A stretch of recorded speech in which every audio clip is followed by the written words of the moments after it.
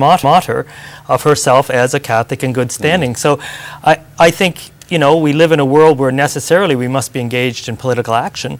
And that was a very sensible pastoral but political choice as well. Father, again, the world sees this as a spiteful act, as punishment. We can hurt you. Which act? Of saying you cannot receive the Eucharist. Right. But surely it's also protecting the person. To receive the Eucharist when you are in grave sin and grave error is very harmful to you. It's about bringing that person back into the fold. It's not about slapping them on the wrist and saying you're a naughty person. It's about saying this is what you should be thinking and you're in danger of losing your immortal soul. I know this language is sometimes jarring to the world, but that is church teaching, isn't it?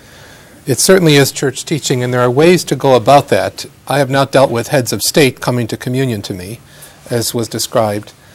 However, when I've realized that someone is living through some kind of inner torment or indecision or ignorance, I've invited them to come and speak with me.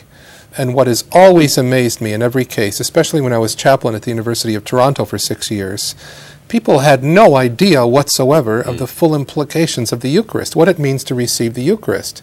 I remember one case in particular. The man is now a doctor, very successful, and after we spoke for 2 hours, he said, I knew nothing about this. I thought it was just a gesture of hospitality, that if I didn't come forward. And so I've used every one of those occasions, let's call it a teaching moment, to catechize and evangelize. Sometimes it works, sometimes it doesn't. I've encountered a couple cases in the years of a priest and a pastor and a teacher where someone has come to receive communion out of spite, to prove a point and to show. And that is absolutely wrong, and I've asked to see that person afterwards in the sacristy or whatever. A couple times the person has come, a couple times not. So I think, you know, it puts us in a very difficult position, but we have to be courageous. The Eucharist is not a political football. The Eucharist is the deepest, most profound sign of our unity to the Church and to Christ, and we have an awful lot of work to do in the Church to teach people just what it means. Have you had any occasion to actually refuse the sacrament to a well-known politician? No, I haven't. I would agree with what Bishop Henry said, because I think that sometimes after speaking to people, you have to act. And I think that's why the Church has given the decision about these issues to the local bishop. If someone as prominent as a prime minister, or in our case, in the States, the Speaker of the House of Representatives, takes a position contrary to church teaching, it's quite different than say a minor official in the community, and you have to deal with people in different kinds of ways. As a matter of fact, I think that if the Speaker of the House of Representatives came to communion at our cathedral in Denver, I would follow the example that Bishop Henry talked about.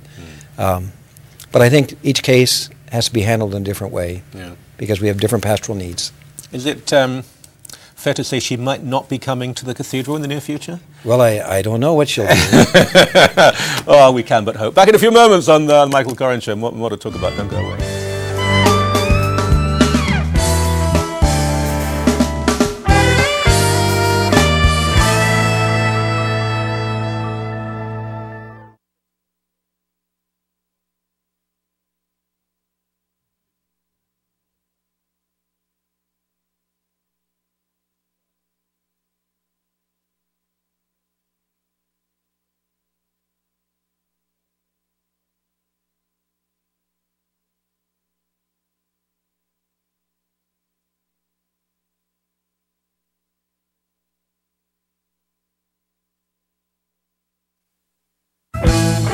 If you would like to contact The Michael Coren Show, please write to The Michael Coren Show at 1295 North Service Road, Burlington, Ontario, L7R4X5, or send an email to info@michaelcoren.com.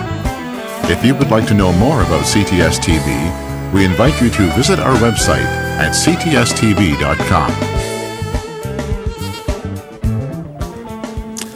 Last part of the Michael Coren Show we've called Men in Black 2, or maybe it's 3 now. I didn't... has there been a third one of Men in Black? You'll have to let me know. Good movies. The state of the Roman Catholic Church today. We need a whole week, a whole month of shows to do this properly. But I know that people of the Islamic faith, Jewish, they see their religions discussed in popular media and they cringe. Because they realize it is a caricature, it's not informed. I mean, how many times do you have to hear, for example, someone talk about the Immaculate Conception and obviously not know what it is? It's a relatively small point, but I think it's indicative of a greater ignorance. However, I suppose it enables Catholics to then present themselves as Catholics and explain what they really believe. How many, though, really know? I mean, do we have a crisis in Catholic education? Have we formed Catholics? So if you say to them, what's the belief on this? We're going to say, well, this is what we believe. Or will they just flounder around? Well, most of them would flounder around. It's really quite astonishing. I've been a priest for nearly 40 years now, and I would have thought that by this time in my life, I would see some improvement in catechesis and the level of Catholic education.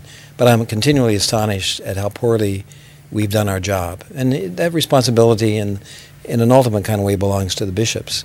So I, of course, can't speak about Canada, but in the United States, I think we've had a real crisis of passing on the faith to the next generation and the next generation. The answer is better formation in our seminaries, first of all, because many people have been led astray even by the clergy who haven't been well educated. It certainly means that we have to develop ways of helping parents to be the first teachers of the faith in the life of their children, and they aren't. They like to give their children over to the church because they know they can't teach them, and the church has such little time with these young people that we have to somehow refocus on the family as the center of passing on the faith. Have the worst of times finished? I realize the detritus is still going on? Oh, I think the worst of times is still going on. Oh, good Lord. Because the leadership of our communities, not just in the church, but in the civic community, is the group that's been so badly formed. And so they're still passing on that misinformation, unfortunately. So I don't think it's done. But the seminaries seem to be filling now with orthodox, informed, intelligent young men, the new magazines, the new colleges that are being built. The leadership, when bishops are appointed, the popes, the last two popes that have been in place, that seems to be reason for optimism. Cheer me up, please. Well, I certainly, it's a reason for hope, but optimism isn't a Christian virtue. Hope is, which we know that the victory has been won because Jesus has risen from the dead. But I think for us to really accomplish things, we have to be honest about the current situation. And it isn't good. It isn't good. We need to do a lot more.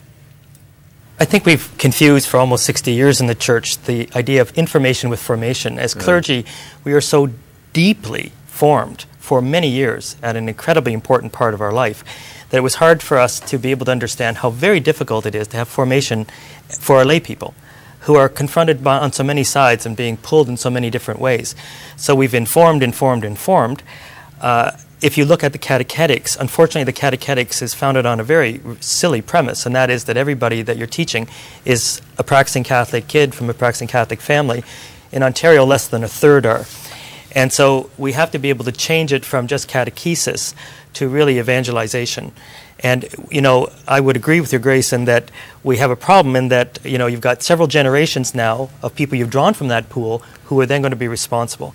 So that kind of remedial formation is going to be very difficult in an incredibly hectic world. So we haven't quite got a handle on that. We've got truth, but how do we transmit the truth in such a way that they take it and make it part of their lives rather than just on an intellectual level? Okay, Bishop Henry, just about a minute or so to go. There is hope. It seems to me, again, as someone who's very much a layperson, it seems that there are more reasons, at least, for hope now than there were, say, 20 years ago. Oh, absolutely. I am more hopeful now than I have ever been in my whole priesthood. When I look back, when I was ordained in 1968, basically the church was run by clergy. When I look at what's going on right now, I see so many formed lay people who are committed in a way in which they've never been committed in my memory or past.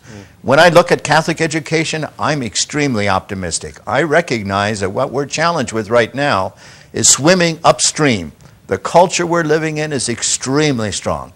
It's battering us on every issue and every form of the media, but we are strong in terms of our Christian communities, and I think we're growing.